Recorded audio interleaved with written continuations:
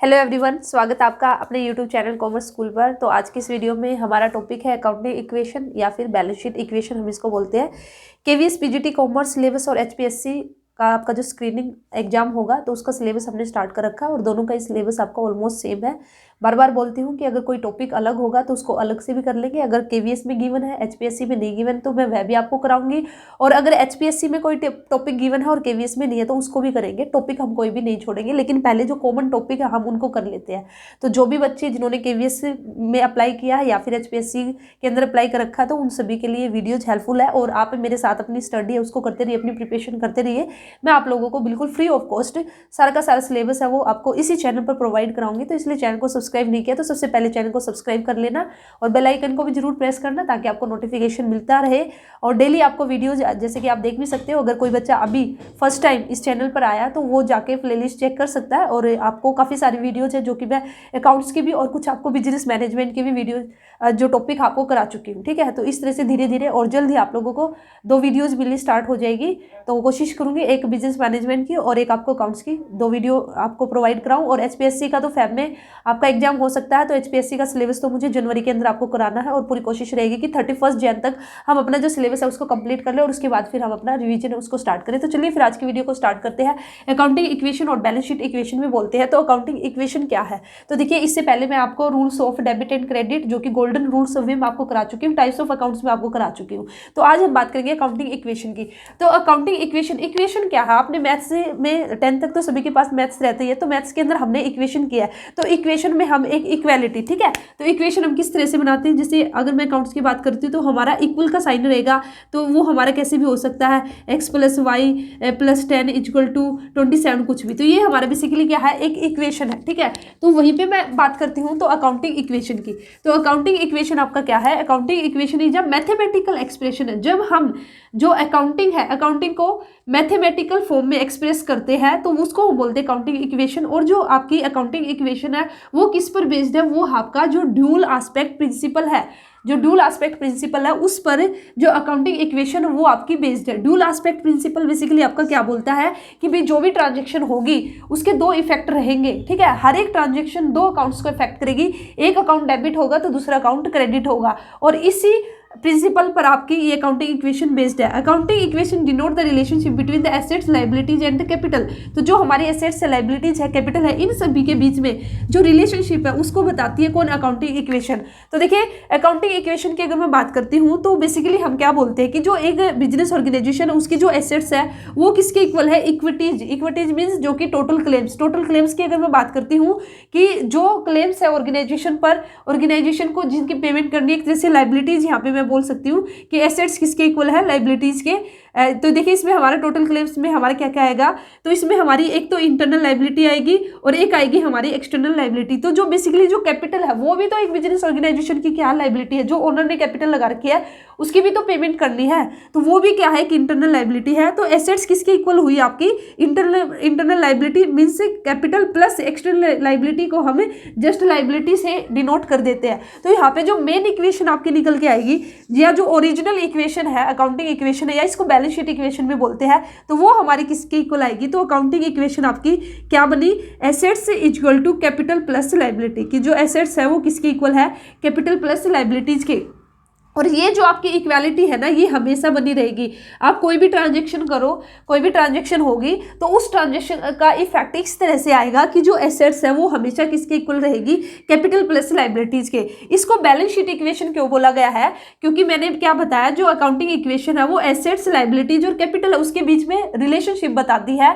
तो रिलेशनशिप क्या बताती है, अकाउंटिंग इक्वेशन, एई का मतलब है यहाँ पे अकाउंटिंग इक्वेशन, ठीक है। A accounting equation show that the assets of a business are always equal to the total of its liabilities and capital. तो अकाउंटिंग इक्वेशन क्या बताती है कि एक जो बिजनेस की एसेट्स है, एक जो बिजनेस की एसेट्स है वो हमेशा ही उसकी जो कैपिटल है और जो लायबिलिटी है उसकी क्या रहेगी, इक्वल रहेगी।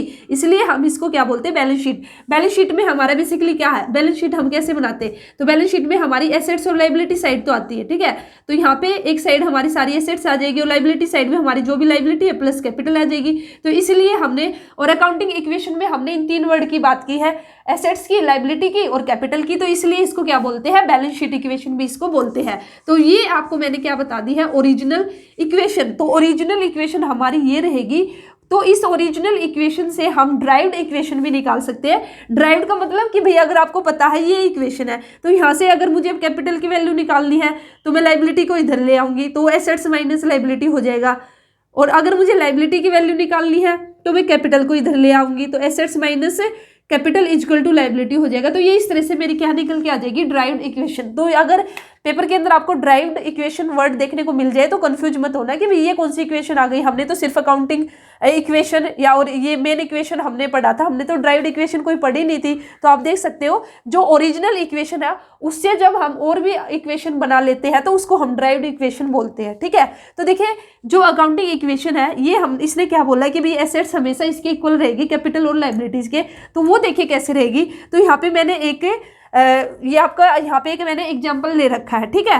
तो अभी इसको यहाँ पे रब करके मैं आपको बता देती हूँ कि भाई जो आपका इसका इफेक्ट क्या रहेगा। तो आप चाहे तो इसका स्क्रीनशॉट ले सकते हो।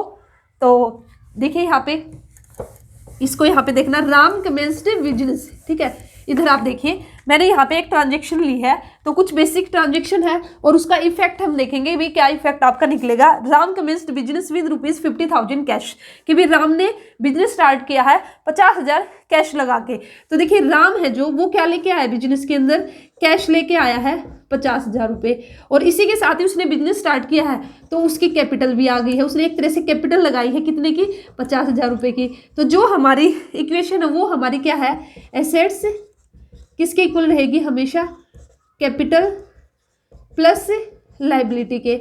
तो देखिए अब यहाँ पे बात करती हूँ, तो कैश हमारा क्या है, कैश हमारा एसेट्स है, तो एसेट्स साइड आ गई हमारी 50,000 कैश है। वहीं पे अगर मैं दूसरी साइड की बात करती हूँ तो यहाँ पे जो कैपिटल है, कैपिटल मेरी कितनी आ गई है, कैपिटल भी आ गई है मेरी 50,000। तो देखिए और लायबिलिटी अभी यहाँ पे कोई है ही नहीं, जीरो है। तो यहाँ पे जो मेरी इक्वेशन है मेरी इक्वल रही ना इक्वेशन, जो इक्वेशन है ये क्या है, इक्वालिटी शो करती है, तो यहाँ पे भी इक्वल है। अगर मैं आगे बात करती हूँ सेकंड ट्रांजेक्शन की बात करती हूँ, सेकंड ट्रांजेक्शन बिजनेस के अंदर क्या हुई, गुड्स परचेज्ड, गुड्स परचेज्ड ₹5,000, 5,000 रुपये का गुड्स खरीदा है, ठीक है।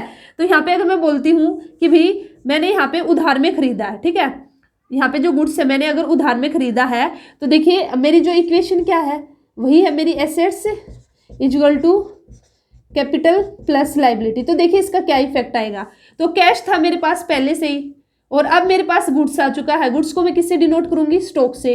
तो कैश मेरे पास पहले से ही 50,000 था और यहाँ पे अब मेरे पास स्टॉक भी आ गया कितने का, 5,000 का, और इसी के साथ ही कैपिटल थी मेरी पहले से ही 50,000 की, और यहाँ पे लायबिलिटी मेरी कोई नहीं थी, जीरो थी।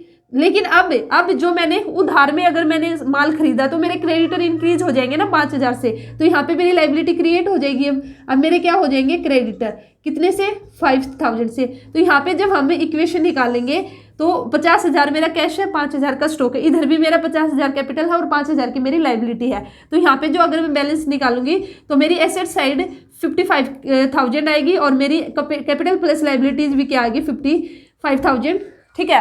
तो ये मेरा क्या आया, इक्वल आया। तो ये यही बोलता है अकाउंटिंग इक्वेशन हमेशा एसेट्स किसके इक्वल रहेगी, कैपिटल और लायबिलिटीज के। अगर एसेट साइड कुछ इंक्रीज होगा तो आपका फिर ये जरूर है कि भी कैपिटल लायबिलिटी साइड भी आपका कुछ ना कुछ इंक्रीज होगा, यहाँ पे कुछ डिक्रीज होगा तो इधर भी आपका डिक्रीज होगा।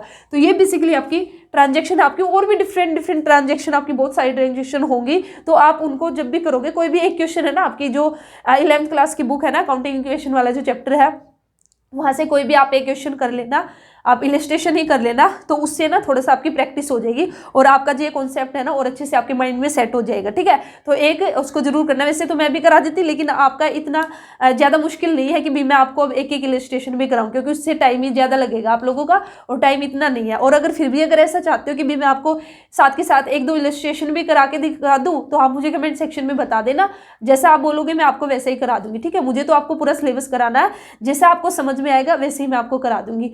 टाइम में को भी हम देख लेंगे, थोड़ा जल्दी हम कर लेंगे और सिलेबस तो हम कंप्लीट ही करेंगे। तो इसी के साथ ही आपका जो अकाउंटिंग इक्वेशन है ये भी कंप्लीट हुआ, तो ये टॉपिक भी हमारा कंप्लीट है। तो नेक्स्ट वीडियो में हम न्यू टॉपिक के साथ मिलते हैं। तो वीडियो अच्छी लगे तो वीडियो को लाइक करना, जितना हो सके उतना शेयर कीजिए, चैनल को सब्सक्राइब कर लीजिए, ठीक है। जितना हो सके उतना जो कॉमर्स से रिलेटेड स्टूडेंट है, कॉमर्स स्टूडेंट है, उन तक ये वीडियोस पहुंचाइए जिनके पास अभी तक ये वीडियो नहीं पहुंची है, ताकि वे भी अपनी प्रिपरेशन स्टार्ट कर सके। और बिल्कुल फ्री ऑफ कॉस्ट आपका ये जो कोर्स है, एक तरह से कोर्स ही बोल सकते हैं आप, ये आपका फ्री ऑफ कॉस्ट रहेगा। तो चैनल को जितना हो सके उतना शेयर कर देना, और आपका कोई भी डाउट है तो कमेंट सेक्शन में पूछ लेना, और कोई भी सुझाव आप देना चाहो तो वह भी दे सकते हो। तो चलिए फिर मिलते हैं नेक्स्ट वीडियो में। All the best, thank you.